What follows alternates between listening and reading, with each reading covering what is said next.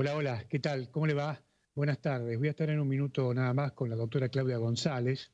Vamos a conversar sobre el impacto de la cuarentena en la justicia. Hay muchas cosas para conversar y la doctora tiene muchas cosas para contarnos en este sentido. Por eso es que la he convocado para el día de hoy. En un minuto voy a estar con ella. Este confinamiento que estamos viviendo debe ser aprovechado para aprender algunas cosas respecto a cómo vamos a ir recuperando nuestras vidas. Recuperar la normalidad es la que nos puso aquí. Me parece que esta es la pregunta del millón. De ninguna manera. Ojo que hay algunos que están a esta hora desesperados, esperando que esto termine para volver a hacer lo mismo. Aquí hay algo que es indiscutible. Nuestros hábitos y nuestros comportamientos son peligrosos. Cuando digo esto, estoy haciendo referencia concretamente a la política, ¿eh? Por supuesto que nosotros como ciudadanos tenemos que hacer autocrítica, es cierto. Pero mi comentario va dirigido directamente a los señores que toman decisiones, que cambian o complican o resuelven los problemas de la vida de la gente. Si hablamos del tema ambiental, mire lo que ha provocado el comportamiento de la dirigencia otorgando la concesión de la basura a la empresa Limsa. La empresa que es propiedad del socio político del gobernador de esta provincia y que ha provocado, o en todo caso, ha ocasionado un cuadro ambiental gravísimo por no cumplir como corresponde con el contrato, con las normas. Esto es un claro ejemplo, me parece a mí, de la peligrosidad de los hábitos y de los comportamientos en la política. Estos hábitos y estos comportamientos han destruido el medio ambiente y nos pone a todos los ciudadanos que pagamos los impuestos, incluso el servicio del INSA, en un escenario de desprotección dramática ante infecciones provocadas por los patógenos. Este es un ejemplo paradigmático en Jujuy. Seguramente habrá otras historias. A este gobierno fallido que lidera Evo Morales le quedan 3 años. A propósito, le pregunto al señor Morales o a su ministra Sigarán, ¿esta emergencia sanitaria les va a servir de ensayo para repensar la crisis que se viene, que es concretamente la del cambio climático? ¿Qué significa para Morales y Sigarán recuperar la normalidad? Volver a esta normalidad, a la normalidad que nos pone en esta situación, que promueve pandemias, que destruye ecosistemas, que genera desigualdad social en medio de un formato económico insostenible. Hay 2 temas de lo que me gustaría escuchar la opinión del señor Morales y de su ministra de Ambiente, sobre qué van a hacer con la desigualdad social y el medio ambiente. Es central. Estos 2 aspectos ocupan el centro de los problemas actuales. Cualquiera de estos 2 temas, el que usted elija primero, están en situación de colapso y el objetivo de mínima, es llevarlo a condiciones soportables. El trayecto, trace una línea de tiempo, el trayecto de situación de colapso a situación soportable requiere de 2 cualidades, a mi criterio, indispensables, que no deben faltar en un gobierno serio, que son la solvencia técnica y la sabiduría política. ¿Quiere que le diga una cosa? En ambos aspectos hay una orfandad a esta hora dramática. Punto. Me voy a conversar con la doctora González. ¿Cómo le va, doctora? Gracias por estar ahí. Hola, buen día, ¿cómo están? Muchas gracias por la invitación. Bueno, se me ocurrió invitarla queremos saber en qué condiciones está la justicia, que tenemos entendido retoma actividades en el día de mañana. ¿Cómo ha sido el impacto de la cuarentena en la justicia y cómo se sigue? A ver, el impacto para todos, no solo para los abogados y para los justiciables, que son los ciudadanos comunes de Jujuy que necesitan un poder judicial activo. El impacto de la pandemia ha sido tremendo. Virtualmente hemos tenido paralizada la justicia, a pesar de que hubo acordadas que dispusieron en medio de 2 periodos de feria extraordinaria una cierta habilitación de tribunales. Durante las ferias extraordinarias no estuvieron habilitados todos los fueros, no hubo un juez en cada fuero. En la última, por ejemplo, se habilitó solamente la Cámara Penal y el juez que estaba a cargo, que es el doctor Greni, no despachaba medidas cautelares ni embargo. Todas las medidas cautelares, que son medidas urgentes, por definición las puede despachar cualquier juez, aún un juez incompetente, lo autoriza el código. Dice, el juez resuelve el embargo, resuelve la cautelar y después se declara incompetente. Bueno, el doctor Greni no, directamente él es camarista penal y solo se abocó a las cuestiones penales. Entonces hemos tenido una virtual paralización de la justicia en cuanto a la actividad del Poder Judicial. Los abogados no estábamos previstos como actividad esencial, no podíamos salir a la calle, no estábamos autorizados, tampoco podíamos atender al público, entonces los abogados desde marzo no tenemos ingresos por nuestra profesión. Y a eso se suma la presión de los clientes, que es lógico que quieren tener resuelta su causa. Uno no va a tribunales a perder el tiempo o a que le dé lo mismo si sale o no la sentencia. La gente va a tribunales porque quiere la reparación integral de un derecho. Y a eso tiene justamente derecho. Entonces, no está pidiendo nada del otro mundo, está pidiendo que actúe un poder del Estado.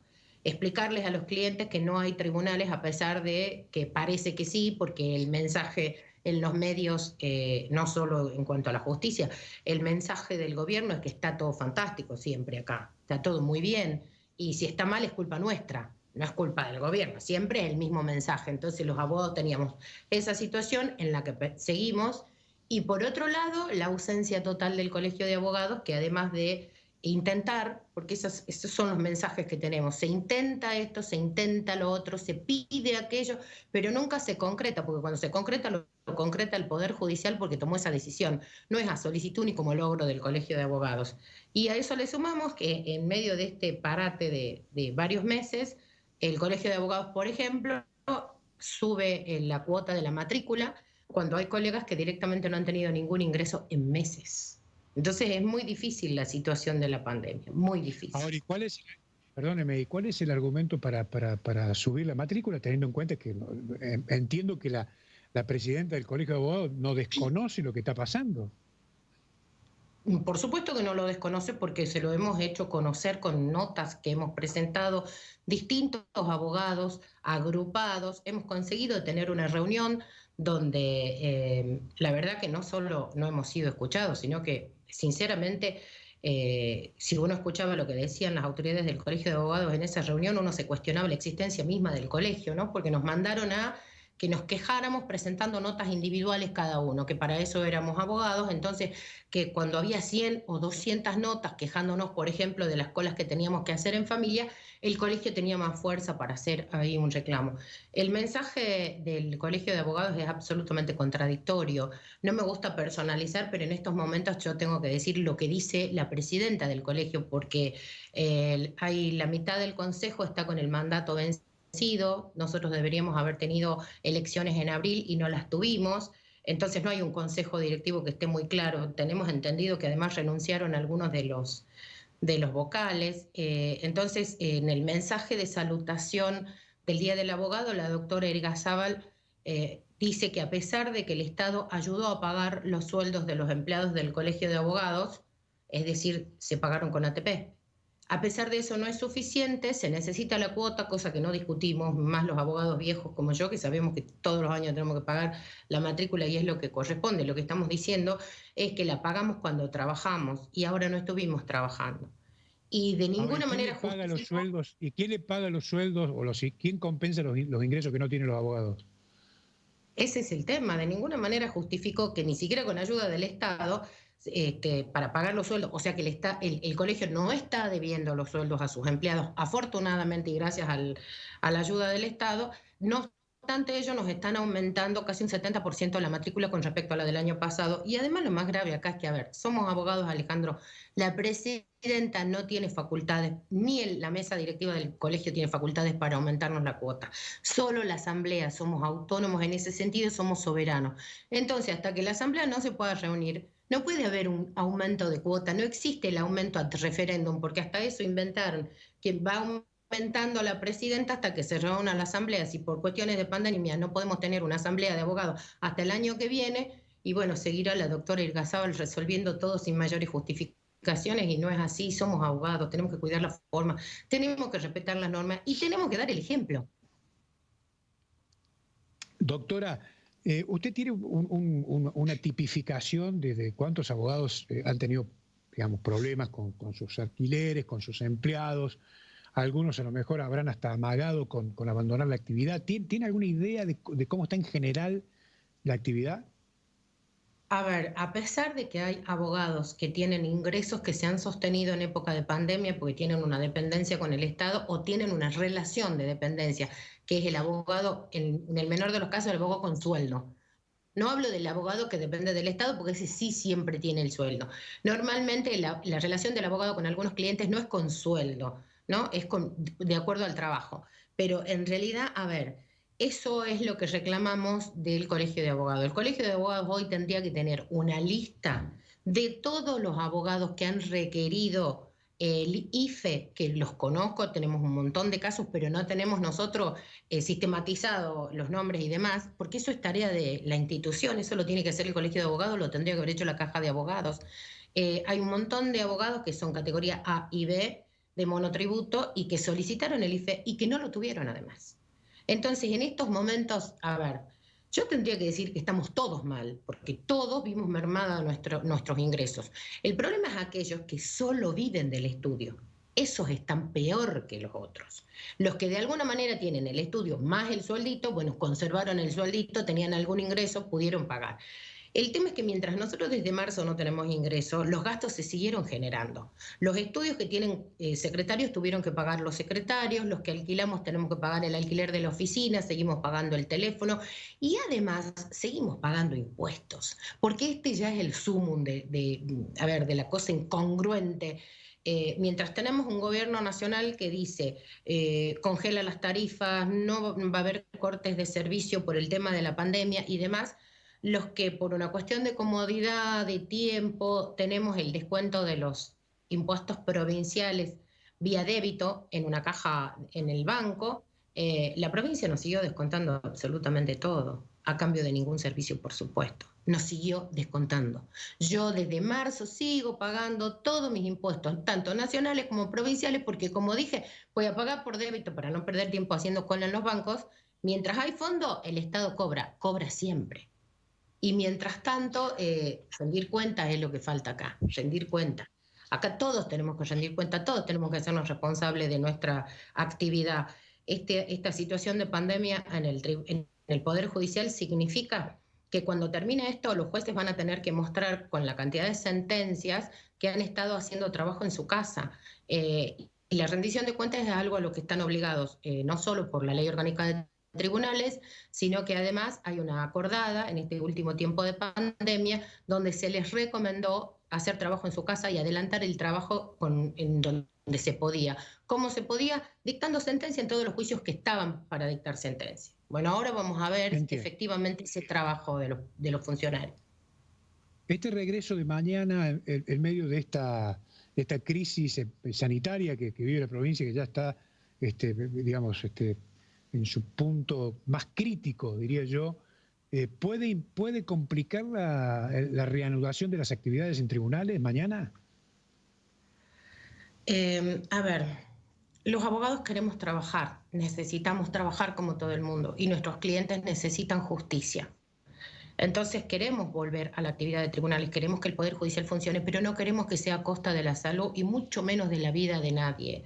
Alejandro, nosotros hace 2 días tuvimos que lamentar la pérdida de un empleado de tribunales, Nico Mamaní, histórico empleado de tribunales, con mucho dolor. hay muchos empleados que están cursando o la enfermedad o que están aislados porque son contacto estrecho de un caso sospechoso.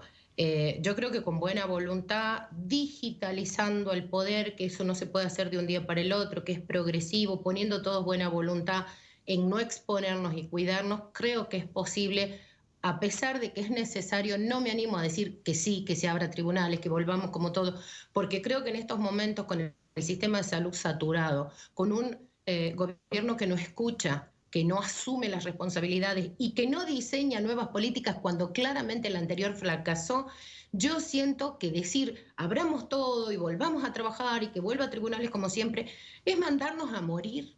Porque acá no es cuestión de tener obra social o no, Alejandro. Acá no hay camas en el sistema público ni en el sistema privado. Y acá, como se trata de una situación de salud pública, la primera responsabilidad es del Estado. Así lo asumió el Estado, porque acordémonos los mensajes exitistas de marzo. Acá vencemos, tenemos el mariscal y el general y la culpa es nuestra y el bicho es el malo. Y ahora, ¿qué tenemos? Acá nadie se hace cargo ahora de la derrota. Y 230 muertos son una grave derrota. Y encima no sabemos cuánta gente más tiene que morir para que se cambie una política sanitaria claramente fracasada.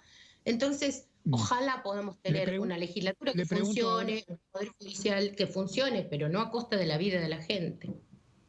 le pregunto como abogada, ¿usted cree que en todo este proceso ha habido actos de negligencia por parte del señor Morales? Sí, por supuesto, están evidentes.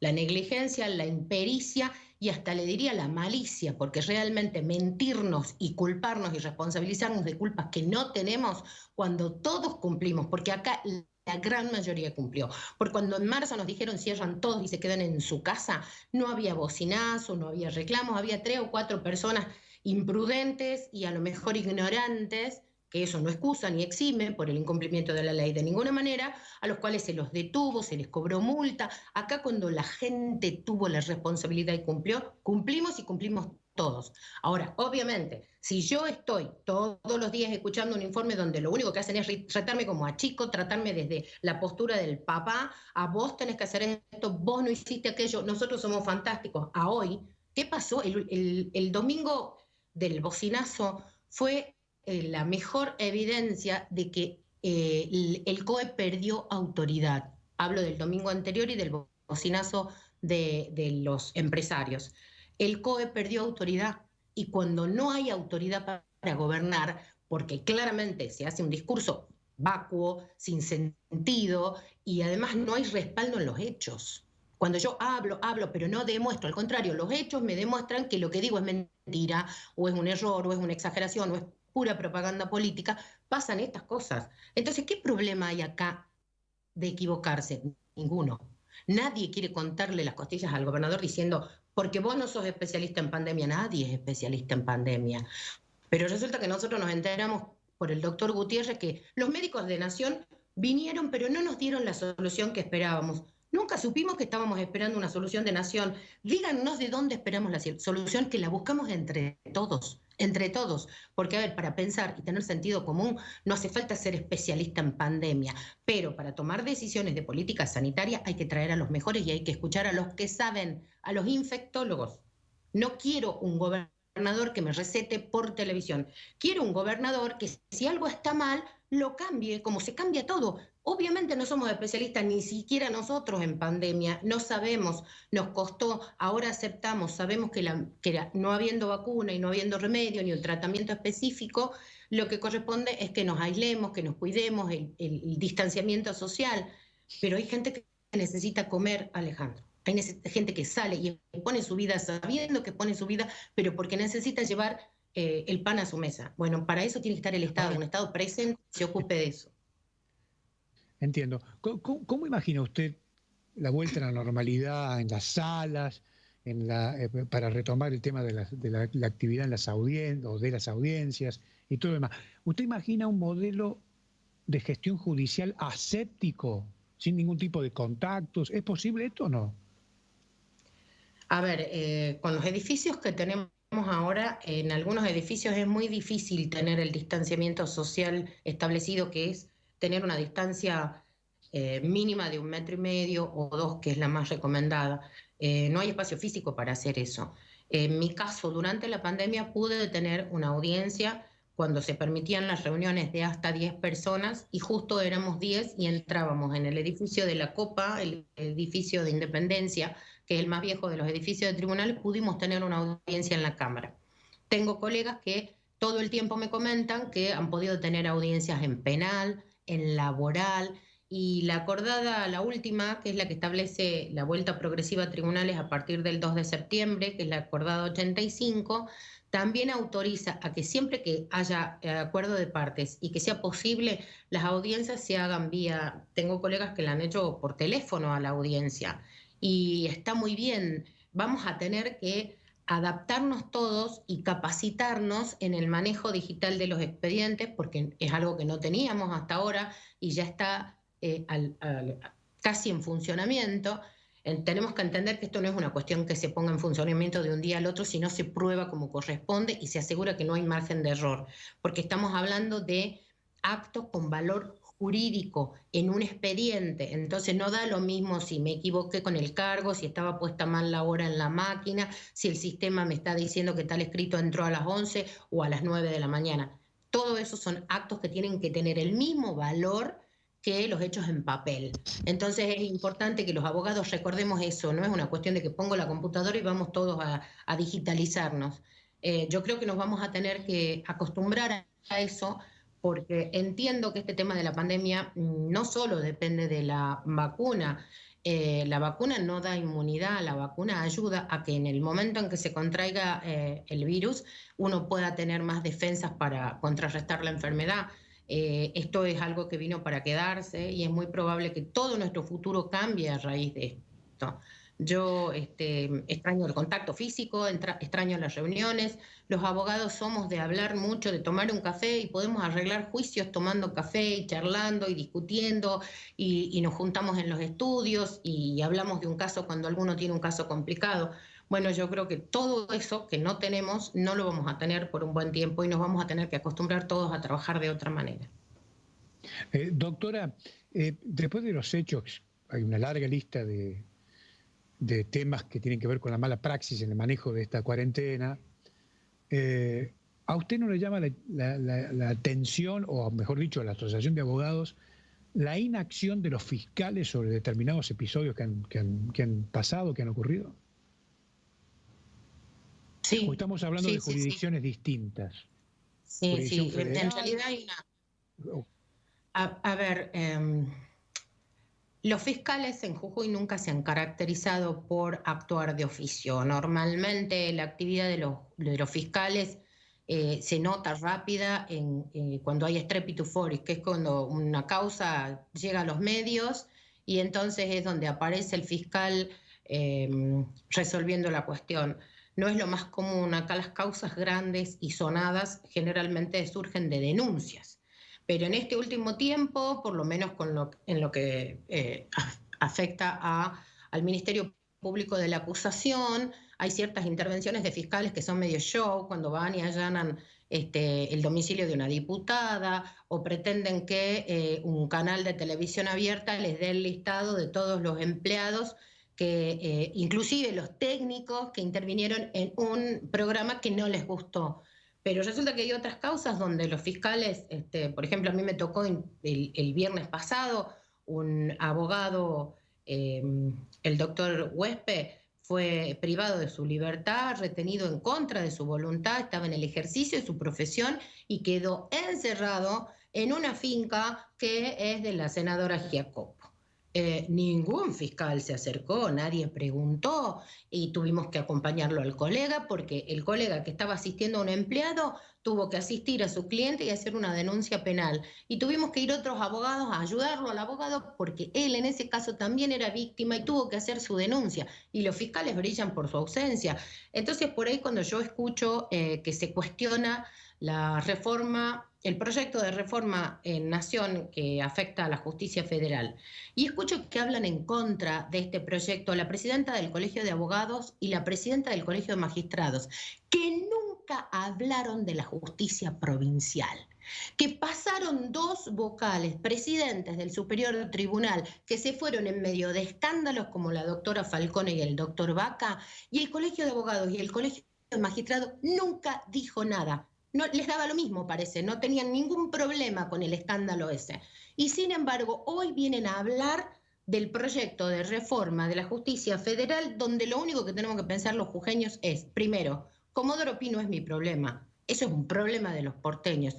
Yo que tengo acá en este proyecto, yo Jujuy, tengo más empleados, tengo más fiscales, soy una provincia que está en frontera, las causas de narcotráfico son tremendas acá, se necesitan fiscales que investiguen. De 3 jueces federales que tendría que tener hoy Jujuy funcionando, tenemos uno solo, porque el que es del Ledesma se hace cargo de los 3 juzgados. Entonces estamos en la misma. Bueno, si a mí me están ofreciendo con este proyecto de reforma tener 4 jueces federales, más fiscales penales, más empleados, y además tengo todavía que ir a litigar en Salta en el caso de una cámara, pero ahora con esta reforma puedo hacer el trámite acá y no hace falta que viaje a Salta. Todo es bueno para Jujuy. Yo tengo que pensar en eso. Por eso es que me extraña tanto que gente que nunca habló de lo que le correspondía, que es la justicia provincial, ahora opina de un proyecto de reforma de nación y opina en contra. Me parece muy llamativo, entonces, hasta que no despoliticemos la justicia, y cuando hablo de despolitizar, hablo de política partidaria, claramente, todo el resto me parece que es político, todos tenemos que opinar, todos tenemos que interesarnos, porque la justicia es algo que nos atañe a todos podemos ser víctimas y demandantes, y podemos necesitar la reparación de nuestros derechos en cualquier momento y en cualquier fuero, laboral, de familia, penal. Entonces a todos nos interesa tener una justicia verdaderamente independiente y que funcione. No es mucho lo que pedimos, es eso. Y desde la Asociación de Abogados lo pedimos hace años. Doctora, mi última consulta, me quedan 2 minutos. ¿En algún momento los consultaron a ustedes, los abogados de la asociación, para sugerir alguna idea sobre el protocolo o los protocolos para reiniciar la actividad en tribunales o en la justicia? No. Nadie nos consultó ni en forma institucional. Cada colega, respecto de su estudio, tenía que ocuparse de solicitar al COE la habilitación y cumplir todos los protocolos para la atención al público. Y en cuanto a tribunales, las reuniones se hacen a nivel institucional. Entonces, el Colegio de Abogados informó que estuvo reunido con el Poder Judicial en varias oportunidades hasta que se consensuó, los empleados también intervinieron y también participaron y también propusieron un protocolo con medidas de bioseguridad. Pero el edificio de tribunales es muy viejo, los ambientes son muy reducidos, y más allá de que de verdad yo no entiendo cómo autorizó las primeras medidas de seguridad el COE, porque nosotros teníamos la situación de que nos tomaban la temperatura con un aparatito que había que meter en el oído, y eso causó infecciones del oído de los abogados. Nosotros tenemos la palabra del gobernador que dijo, ese edificio es una invitación al contagio, y es verdad. Entonces, a ver, si ya tenemos medidas y no sirvieron o no nos aseguran y garantizan que no haya transmisión del virus, y hagamos otras, pensemos en otras, tenemos que pensar, podemos hacerlo. Morales hablando de invitación al contagio. Dijo que el edificio, sí lo dijo en un informe del COE, yo los veo no siempre ni todos, porque no soporto, a veces llego a la mitad, pero dijo que ese edificio de tribunales es una invitación al contagio. Hoy tendríamos que tener una ciudad judicial. Y las salidas del señor Morales con su comitiva a los lugares peligrosos, eso no son motivo de contagio. Sin ninguna necesidad, Alejandro, sin ninguna necesidad, porque en todas estas circunstancias políticas siempre hay funcionarios que se pueden ocupar de eso. Yo no veo la necesidad, yo lo hubiera preferido siempre al gobernador preservado y cuidado. Es muy importante que él esté al frente de la provincia, para eso lo votó y lo eligió la mayoría de los jujeños, y no me parece que no haya otro funcionario de menor jerarquía que pueda ir a hacer lo que están haciendo, que es tocar las puertas, tocar el timbre en algunos barrios. Yo por las noticias eso, la verdad que yo no me crucé ni conozco gente que haya visto a estas comitivas, pero en sentido ni tienen valor, no, por lo menos, a ver, en la cuestión sanitaria, En la cuestión sanitaria yo no le veo la utilidad y al contrario me parece un peligro el despliegue este. A lo mejor yo no estoy viendo el verdadero objetivo de estos desplazamientos. Doctora Claudia González, gracias por esta conversación. Gracias a ustedes, buenas tardes. Gracias por estar ahí. Bueno, ahí está, la doctora Claudia González, la opinión, si usted quiere, de la Asociación de Abogados de Jujuy. Que tenga una gran tarde. Chao.